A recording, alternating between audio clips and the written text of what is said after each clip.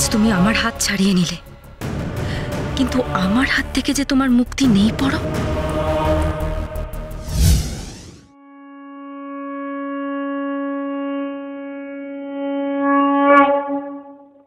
বাবা, সন্ধে হয়ে গেছে, খেয়ালই করিনি।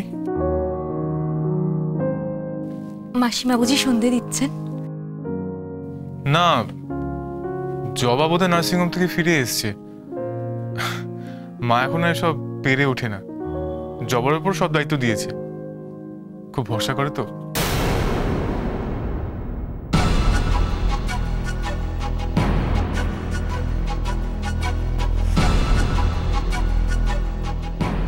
জবার প্রতি সবার এত ভরসা আমাকে ভাঙতেই হবে, আর তার জন্য আমাকে এই বাড়িতে থাকাটা খুব জরুরি।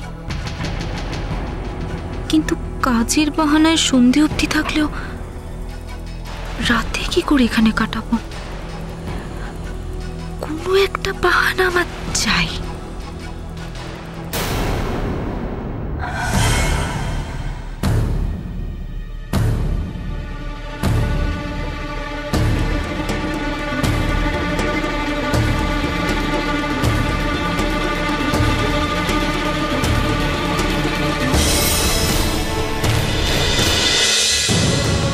তুমি আমার হাত ছাড়িয়ে নিলে, কিন্তু আমার হাত থেকে যে তোমার মুক্তি নেই পড়ো।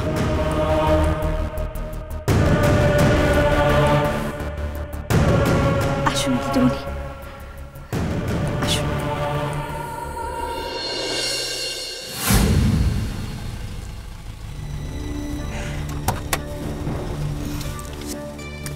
এসো দেবী, সাবধানে এসো, আস্তে।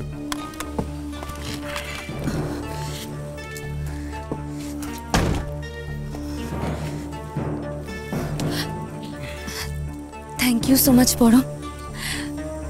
তুমি এত দূর থেকে আমাকে এত কষ্ট করে দিতে এলে, আজ আমি বুঝতে পারছি পরম, তুমি আমাকে বন্ধু হিসেবে কতটা ভালোবাসো। না দেবী, তোমার জায়গায় যে কেউ হলে আমি একই হেল্প করতাম। আমার জায়গা আর বাকিদের জায়গা এক নয় পরম, সেটা তুমি আবার শিগগিরই বুঝতে পারবে। পরম, একবার শোনো না প্লিজ।